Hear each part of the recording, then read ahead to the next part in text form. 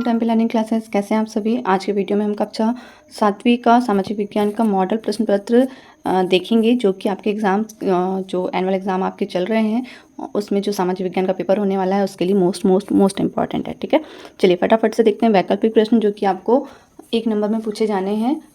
पहला प्रश्न है, लाहौरी किस भाषा का प्राचीन नाम है। तो लाहौरी किस भाषा का प्राचीन नाम है, पंजाबी। ठीक है, नेक्स्ट है, इनमें से कौन सा राजवंश बंगाल से संबंधित है। तो पाल राजवंश बंगाल से संबंधित है।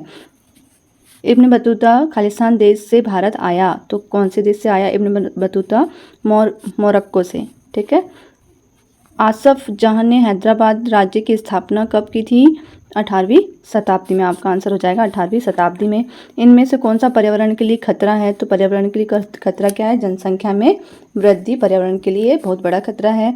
नेक्स्ट क्वेश्चन है, इनमें से कौन सी पृथ्वी की सबसे भीतरी परत है। तो क्रोड जो है वो सबसे भीतरी की मतलब अंदर की परत होती है। ठीक है, 7वां प्रश्न है, हिमनद की प्रेक्षण निक्षेपण विशेषता है। हिमनद की निक्षेपण विशेषता हिमोड़ है। ठीक है, उष्ण कटिबंधीय सदाबहार वन का एक सामान्य जानवर है बंदर। ठीक, इनमें से कौन सा संचार का माध्यम है। तो टीवी संचार का माध्यम है।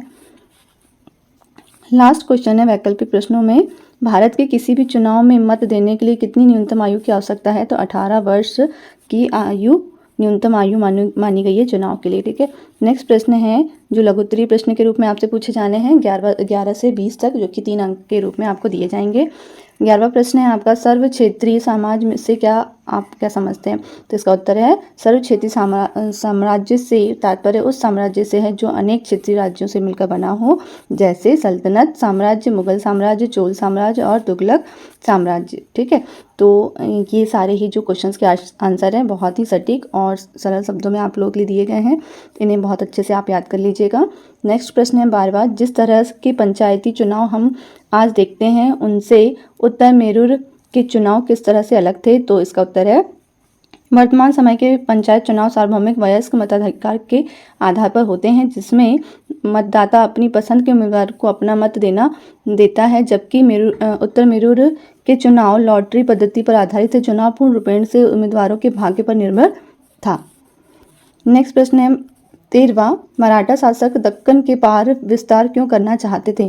तो इसलिए करना चाहते थे, इसका पहला है, मराठा शासकों को दक्कन के पार से संसाधनों की आशा थी, क्योंकि उनके द्वारा किए गए युद्धों में उन्हें असीम धान्य प्राप्त हुआ था। नेक्स्ट है, मराठा शासक अधिक से अधिक चौथ तथा सरदेशमुखी वसूल करना चाहते थे। ठीक है, प्रश्न 14 है, एक मुगल चारबाग की क्या खास विशेषता है। तो चारबाग 4 समान हिस्सों में बटे थे। यह बाग दीवारों से घिरे होते थे। बाग कृत्रिम नहरों द्वारा 4 भागों में विभाजित आयताकार अहाते में स्थित थे। ठीक है, 15 नंबर का प्रश्न है, अवसादी सेल अवसाद से कैसे बनते हैं, आपको बताना है।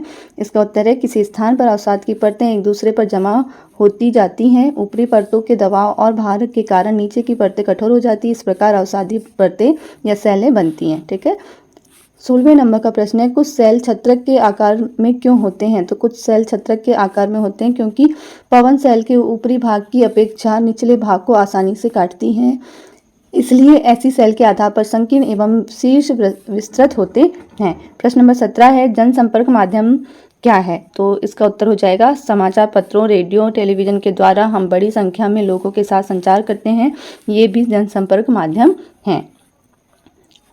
18वां नंबर का प्रश्न है, गंगा नदी के तट पर कौन से प्रमुख शहर स्थित हैं। तो गंगा नदी के तट पर प्रयागराज, कानपुर, वाराणसी, लखनऊ, पटना, हरिद्वार, भागलपुर, कोलकाता इत्यादि शहर स्थित हैं। इसे आप मैप में भी देख सकते हैं। प्रश्न 19वां है, सत्तारूढ़ दल से क्या तात्पर्य है। तो सत्तारूढ़ 2 शब्दों से मिलकर बना है, सत्ता और आरूढ़। सत्ता का अर्थ है शक्ति या शासन व्यवस्था और आरूढ़ का अर्थ है आसीन। अतः जो वर्तमान में शासन व्यवस्था पर आसीन है उसे सत्तारूढ़ कहते हैं। जो राजनीतिक दल शासन व्यवस्था संभाल रहा है उसे सत्तारूढ़ दल कहा जाता है। ठीक है, 20वां नंबर का प्रश्न है, तवा मत्स्य संघ के संघर्ष का मुद्दा क्या था। तो तवा मत्स्य संघ के संघर्ष का मुद्दा लोगों के जीवन निर्वाह के लिए बांध में मछलियां पकड़ने के काम को जारी रखने की अनुमति का था। नेक्स्ट प्रश्न है जो कि आपके दीर्घ उत्तरीय प्रश्नों के रूप में पूछे जाने हैं, 21 से लेकर 24 तक 5 अंक के रूप में ये प्रश्न आपको पूछे जा सकते हैं। दिल्ली सल्तनत पर मंगोल आक्रमणों का क्या प्रभाव पड़ा? तो इसका उत्तर जाएगा मंगोलों का सामना करने के लिए अलाउद्दीन खिलजी ने एक विशाल स्थायी सेना खड़ी की। खिलजी ने अपने सैनिकों के लिए सिरो नामक एक नया गैरिसन शहर बसाया। सैनिकों को एकता के स्थान पर नगद वेतन देना तय किया। मोहम्मद तुगलक ने कीमतों पर नियंत्रण करने की जगह कुछ कुछ आज की कागजी मुद्रा की तरह टोकन मुद्रा चलाई। ठीक है, नेक्स्ट प्रश्न है, बाबर और अकबर शासक बनने के समय उनकी आपकी ही उम्र के थे। कल्पना करें कि आपको पैतृक संपत्ति के रूप में एक राज्य प्राप्त होता है। आप अपने राज्य को स्थायी और समृद्ध कैसे बनाएंगे? तो ये उत्तर इसमें हो जाएगा। इसका उत्तर, मैं प्रशासन, राजस्व, सैनिक और व्यापार पर कड़ी नज़र रखकर उनकी अव्यवस्था को सुधारूंगा। और आप लिख सकते हैं, किसान, शिल्पकार, कारीगरों जैसे आम लोगों के जीवन स्तर को ऊंचा उठाने का प्रयास करूंगा। और नेक्स्ट है, मैं राज्य के दरबारियों में फैला भ्रष्टाचार समाप्त करूंगा। अपने राज्य के विस्तार के लिए सुलह ए कुल की नीति का पालन करूंगा। मैं नई युद्ध प्रौद्योगिकी तथा उद्योग धंधों के विस्तार को बढ़ावा दूंगा। नेक्स्ट क्वेश्चन है, शंकुधारी वन के कोई 4 उपयोग बताइए। तो इन वृक्षों के काष्ठ का उपयोग लुगदी बनाने के लिए किया जाता है, जो सामान्य तथा अखबारी कागज बनाने में काम आती हैं। नरम काष्ठ का उपयोग माचिस एवं पैकिंग के लिए बक्से बनाने के लिए किया जाता है। इन वनों में रजत, लोमड़ी, मिंक, ध्रुवी, भालू आदि जानवर पाए जाते हैं। इन वनों की लकड़ी ईंधन के साथ साथ सजावट की वस्तुएं बनाने के भी काम आती हैं। ठीक है, लास्ट प्रश्न है आपका 24वें नंबर का, जो कि है, सबके लिए स्वास्थ्य की सुविधाएं उपलब्ध कराने के लिए सरकार कौन कौन से कदम उठा सकती है, चर्चा कीजिए। तो इसका उत्तर हो जाएगा पहला, स्वास्थ्य केंद्रों या चिकित्सा केंद्रों में वृद्धि करके। नेक्स्ट है, ग्रामीण व शहरी क्षेत्रों में गुणात्मक व्यवस्था, स्वास्थ्य सुविधाओं का प्रयास करके, स्वास्थ्य संबंधी ज्ञान का प्रसार करके। सरकार स्वास्थ्य की सुविधाओं में वृद्धि करने के लिए बजट में वृद्धि करे।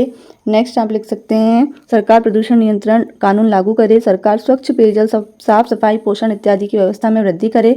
सरकार मात्रा में पोषण आहार उपलब्ध कराए, सफाई की उचित व्यवस्था करे। इस प्रकार से आप इसका आंसर लिख सकते हैं। और भी आपके मन में कोई आंसर हो तो आप उसको भी और अच्छे से लिख सकते हैं। वीडियो आपको कैसा लगा प्लीज़ कमेंट बॉक्स में बताइए। वीडियो को लाइक करना, चैनल को सब्सक्राइब करना ना भूलें।